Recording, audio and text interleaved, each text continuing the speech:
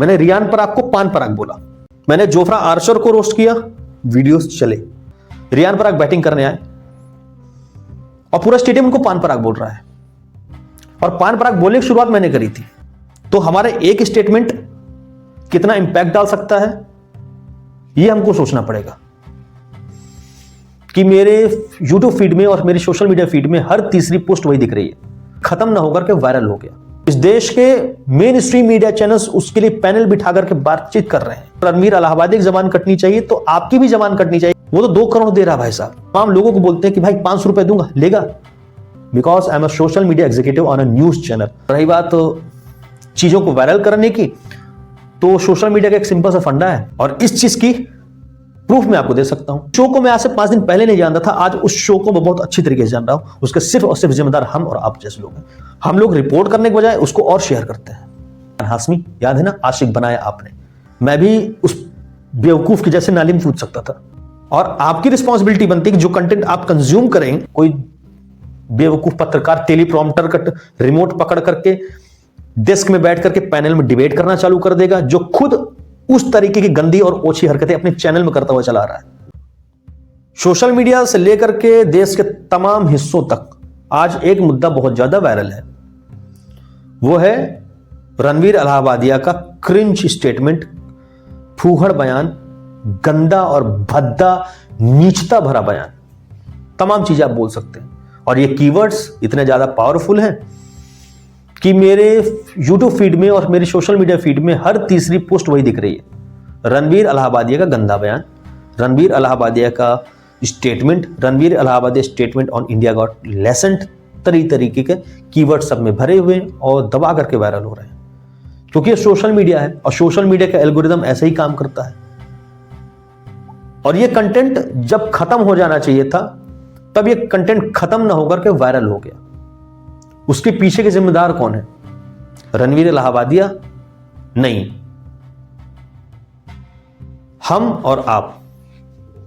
हमारे और आपके जैसे लोग ही इस तरह कंटेंट को आगे वायरल करते हैं।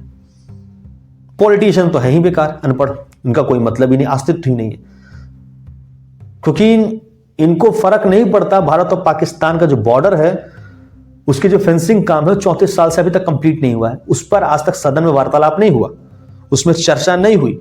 लेकिन रणवीर इलाहाबादिया का जो स्टेटमेंट है, फूहड़ स्टेटमेंट है, उस पर चर्चाएं हो रही हैं सदन पर।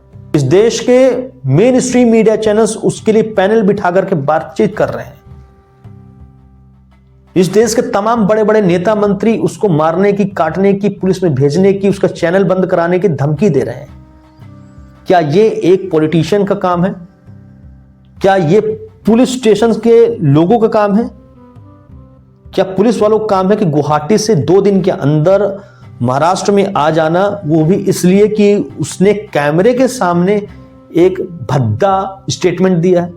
अगर ये सही है तो भाई इस देश के हर एक नागरिक को जेल के अंदर होना चाहिए। अगर सबकी जबान अगर रणवीर इलाहाबादी की जबान कटनी चाहिए तो आपकी भी जबान कटनी चाहिए। क्योंकि जो ये बोल रहा है ना कि उनकी जबान कट के उसके चैनल डिलीट कर देना चाहिए, फलान ढिमकाना, फतवा जारी हो गया है, तो सबसे पहले आपको अपनी जबान काटना चाहिए। क्योंकि हम सब, आप सब गाली देते हैं। जो ये वीडियो देख रहा है वो भी गाली देता है, और जो वीडियो शेयर कर रहा है वो भी गाली देता है, और जो वीडियो को देख करके ज्ञान दे रहा है वो भी गाली देता है, और जो मैं वीडियो बना रहा हूं मैं भी दबा के गाली देता हूं। इस लिहाज से देश के 140 करोड़ लोगों को जेल के अंदर होना चाहिए था। क्योंकि समाज का एक हिस्सा बन चुका है गाली। ये तो उसने कैमरे के सामने बोला जो आपको बुरा लगा, लेकिन वही स्टेटमेंट जहां पर आप काम करते हैं, उसने बोला ना 2 करोड़ दूंगा आके मेरा, वो तो 2 करोड़ दे रहा भाई साहब। हम आप सब लोग तमाम जब ऑफिस में काम कर रहे थे तो तमाम कलीग्स होते हैं, तमाम लोगों को बोलते हैं कि भाई 500 रुपए दूंगा, लेगा? क्योंकि उस शो का क्राइटेरिया, स्टैंडर्ड ही वही है। तो आपको आवाज तब उठानी चाहिए थी जब इस तरह के कंटेंट बनना चालू हुए थे। भुवन बाम और कैरी मिनाटी लोगों ने जब शुरुआत करी थी गाली वाली कंटेंट की, आपको तब रोकना चाहिए था। और आज इस तरीके के black comedy, dark comedy standard set कर रहे हैं। उन्होंने एक स्टैंडर्ड सेट करा गालियों का कंटेंट का, फिर अब ये भी एक स्टैंडर्ड सेट कर रहा है। और इस तरह कंटेंट को आप जितना चर्चा करेंगे, जितना बातचीत करेंगे उतना ज्यादा वायरल होगा, क्योंकि सोशल मीडिया का एल्गोरिदम ही ऐसा कहता है। और इसके बारे में मैं आपको क्यों बता रहा हूं? Because I am a social media executive on a news channel, और मुझको एल्गोरिदम्स के बारे में शायद ठीक ठाक जानकारी है कि एल्गोरिदम कैसे वर्क करते हैं। फिर आप लोग बोलेंगे अगर तुम सोशल मीडिया एग्जीक्यूटिव हो तो तुम्हारे चैनल पर 250 सब्सक्राइबर क्यों हैं? तुम्हारा चैनल वायरल क्यों नहीं हुआ है? तुम्हारे वीडियोस वायरल क्यों नहीं हुए? तो उसका आंसर मैं आपको फिर कभी दूंगा। और रही बात चीजों को वायरल करने की, तो सोशल मीडिया का एक सिंपल सा फंडा है, जिस चीज पर ज्यादा बात करेंगे, जिस चीज पर आप ज्यादा समय बिताएंगे, जिस चीज को ज्यादा लाइक डिसलाइक कमेंट करेंगे, वो चीज इतना ज्यादा वायरल होती है। क्योंकि एल्गोरिदम को नहीं पता कि उस कंटेंट के अंदर गाली या फुहड़ता या गंदापन है। उसको तब पता लगता है जब हम और आप जैसे यूजर्स उसको रिपोर्ट करते हैं, तब जाकर के उसको एल्गोरिदम को पता होता है, तब जाकर उसमें अलर्ट आता है, तब जाके मैन्युअली चेक होता है कि हाँ इस कंटेंट में फुहड़ता है या नहीं। और इस चीज की प्रूफ मैं आपको दे सकता हूं। बगल में मेरे कुछ वीडियोस के स्क्रीनशॉट लगे होंगे। फॉलोअर्स लगभग 200-250 के आसपास है। अब फिलहाल मैं इस तरह कंटेंट नहीं डालता, इसमें क्रिंज कंटेंट भरा हुआ, हालांकि गाली नहीं है, कंटेंट क्रिंज है। क्योंकि मैं भी किसी चैनल के लिए काम करता था, चैनल के मालिकों को व्यूज से मतलब होता था, उनको चाहिए व्यूज चाहिए। अब उनका कहना होता कि तुम अपने देसी स्टाइल में वीडियोस करो, हमको व्यूज से मतलब, हमको कोई फर्क नहीं पड़ता। अब तुम क्या अंदर बोल रहे हो या नहीं बोल रहे। स्पोर्ट्स चैनल,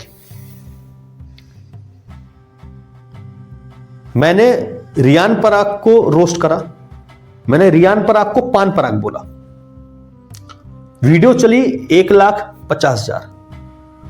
उस टाइम पर मेरे चैनल पर फॉलोअर्स मात्र 25 थे।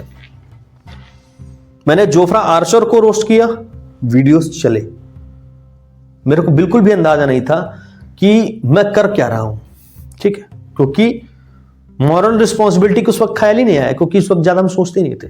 अब एज बढ़ रही है, चीजें समझ में आ रही, तो हाँ हम आगे अब उस पर विचार कर सकते हैं। ये मुझे तब खटका जब मैं गया था आईपीएल कवर करने राजस्थान जयपुर। मेरे एक साथ मेरा कलीग था, आज तो अब तो उससे मेरी खटपट चलती है, वो बात की बात है। वो अलग स्टैंड में था, मैं अलग स्टैंड में था। हम लोग अपनी ब्लैक से टिकट लेकर के अंदर गए थे। रियान पराग बैटिंग करने आए और पूरा स्टेडियम उनको पान पराग बोल रहा है, और पान पराग बोलने की शुरुआत मैंने करी थी। तो हमारे एक स्टेटमेंट कितना इंपैक्ट डाल सकता है, यह हमको सोचना पड़ेगा।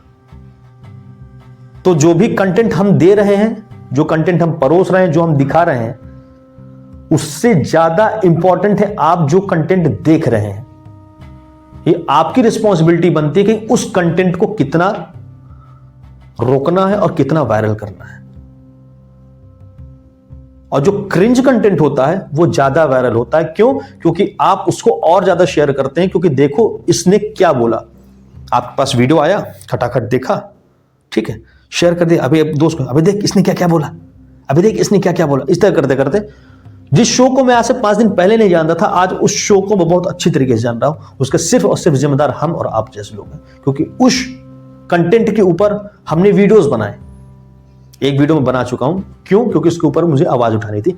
कंटेंट गलत है, और कंटेंट के ऊपर आवाज उठाना हमारी जिम्मेदारी बनती है कि इस तरह कंटेंट को हम बोले कि गलत है और वहीं पर रिपोर्ट करें, वहीं पर उसको रिस्ट्रिक्ट करें, ताकि एल्गोरिदम को एक घंटी बजे और उस तरह कंटेंट को रोके। हम लोग रिपोर्ट करने के बजाय उसको और शेयर करते हैं, क्योंकि एल्गोरिदम का पार्ट है, जितना शेयर होगा वो और 10 लोगों को प्रमोट करेगा। आपने एक शेयर किया, वो 50 लोगों के पास और रिकमेंड करेगा, फिर उसने शेयर किया, फिर उसने 50 लोगों के लिए और रिकमेंड। इस तरह करते करते करते करते वो कंटेंट वायरल हो जाता है, और आने वाले टाइम में सोशल मीडिया का एक स्टैंडर्ड फिट करता है। और क्रिंज चीजें जितनी दबाई जाए उतनी ज्यादा वायरल होती हैं। एग्जाम्पल अगर मैं 2005 और 2006 का दूं, तो इमरान हाशमी, याद है ना, आशिक बनाया आपने, कितना ज्यादा वो क्रिंज कंटेंट उस समय के लोग बोला करते हैं, कितना गंदा कितना गंदा कितना गंदा। लेकिन आज 2025 से उसके बिना, उस तरह के बेट सीन के बिना और उससे खतरनाक बेट सीन के बिना कोई भी मूवी नहीं शूट हो सकती है। तो क्रिंज कंटेंट को जितना ज्यादा आप दबाएंगे, उतना ज्यादा बोल करके दबाएंगे, उतना ज्यादा वायरल होगा। जितना ज्यादा उस कंटेंट को बंद कराने के लिए पार्लियामेंट में आवाज उठाएंगे आने वाले टाइम पर, वो एक समाज के लिए आने वाले टाइम में एक स्टैंडर्ड सेट करेगा, कल्ट कॉमेडी का रूप ले लेगा और एक क्राइटेरिया बन जाएगा कि नहीं, फेमस होने के ही क्राइटेरिया। मैं भी चाहता तो सोशल मीडिया फेमस होने के लिए तमाम तरीके अपना सकता था, मैं भी किसी को रोस्ट कर सकता था, मैं भी उस बेवकूफ के जैसे नाली में कूद सकता था, मैं भी किसी को गाली दे सकता था। नहीं, हमने अपनी मॉरल रिस्पॉन्सिबिलिटी समझी, व्यूज आए या ना आए, लेकिन जो कंटेंट दिया जाएगा वो एक दायरे में रह के दिया जाएगा। और आपकी रिस्पॉन्सिबिलिटी बनती है कि जो कंटेंट आप कंज्यूम करें उसको आप दायरे पे रह के कंज्यूम करें। ये नेता मंत्री नहीं बोल सकते हैं किसी भी कंटेंट क्रिएटर को अंदर करो, क्यों? क्योंकि उसने स्टेटमेंट दिया। फ्रीडम ऑफ स्पीच फिर कहां चला गया? अभिव्यक्ति की आजादी। अगर बोलने का सजा किसी की गर्दन काट देना है, बोलने की सजा किसी की चैनल बंद करा देना है, बोलने की सजा उसको सदन में मुद्दे को उठा देना है, अगर यह सजा है तो इस देश के 140 करोड़ लोग गुनहगार हैं। अगर उसने बोला है तो उसकी सजा यह है कि हम और आप लोग उस कंटेंट को ज्यादा प्रमोट ही ना करें। आप और हम जैसे यूजर्स उसका सब्सक्रिप्शन ले लेकर के बहुत से लोग देख रहे हैं। पहले मूवियों में कोई भी अगर कोई कुत्ते बोल देता था तो उसको म्यूट कर देते थे, क्यों? क्योंकि वो भी गाली माने जाते थे।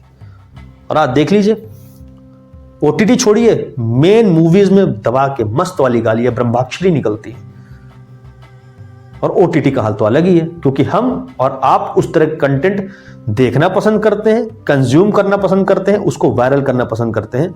फिर जो समाज में नेता मंत्री लोग हैं, अपनी छवि को और अच्छा दिखाने के लिए उसको नया डिबेट का मुद्दा बना लेते हैं। क्योंकि देश में तमाम काम तो छुपाए जाते हैं ना, तमाम काम तो हुए नहीं, तमाम ऐसे मुद्दे हैं जिसमें बात करनी चाहिए। क्योंकि जो लोग अंदर खोखले हो जाते हैं, उनके अंदर कुछ एक्सप्रेस करने का बचता नहीं है, तो चीजों को छुपाने के लिए बहुत अच्छे मुद्दे होते हैं, और वही होता है नेता मंत्रियों के हाथों से।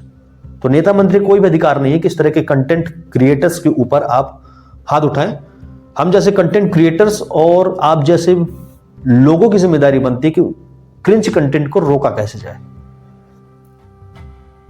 रणबीर इलाहाबादी जितना गुनहगार है, उससे 10 गुना ज्यादा गुनहगार हम और आप हैं। मैं चाहता तो मेरे पास गोल्डन अपॉर्चुनिटी थी, मैं भी सेट कर सकता था। दिन का अभी तक कम से कम 15 वीडियोस बन जाते हैं बड़े आराम से,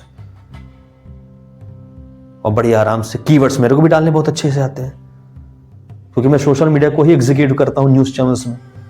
तो I can do better than others. But नहीं, धीरे चलेंगे, सही तरीके से चलेंगे, कम खिलाएंगे लेकिन अच्छा खिलाएंगे, एक मर्यादा में रह के खिलाएंगे। यही हमारी मॉरल रिस्पॉन्सिबिलिटी है।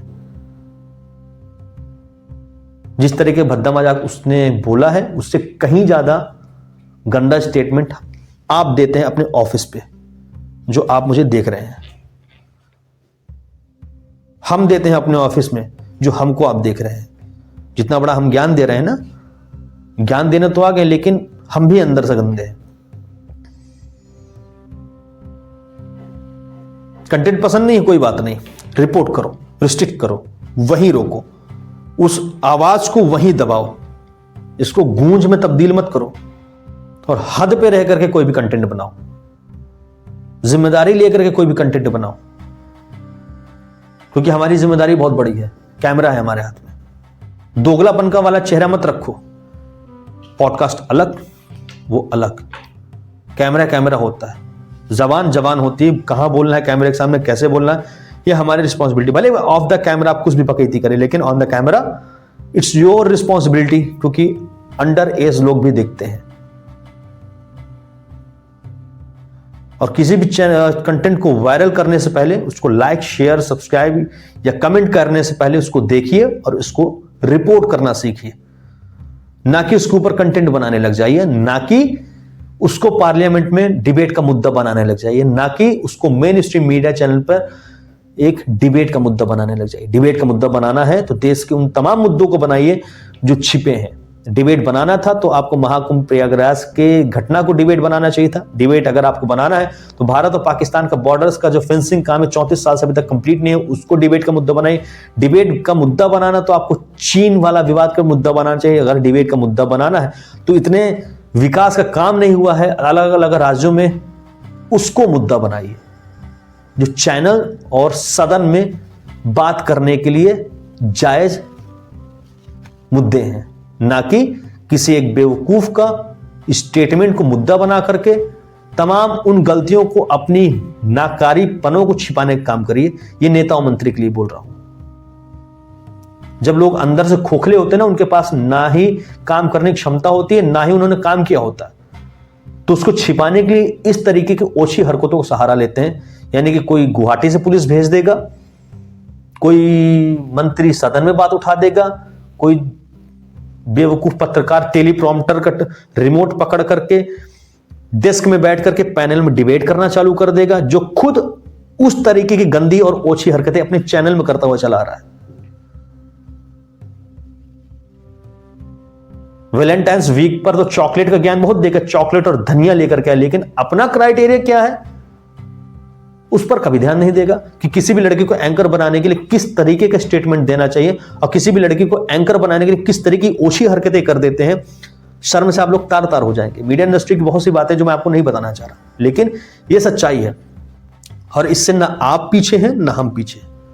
सच्चाई आप और हम रोज देखते हैं, उसको वहीं रोक देना चाहिए जहां से वो शुरू हो रही हो, क्योंकि उसको बाद में रोकेंगे तो फिर समस्या का कारण बनेगा और फिर आने वाले टाइम के लिए एक नया स्टैंडर्ड सेट हो जाएगा कॉमेडी के नाम का। सोचिए, विचार करिए, तब जाकर के किसी भी चीज को वायरल करिए।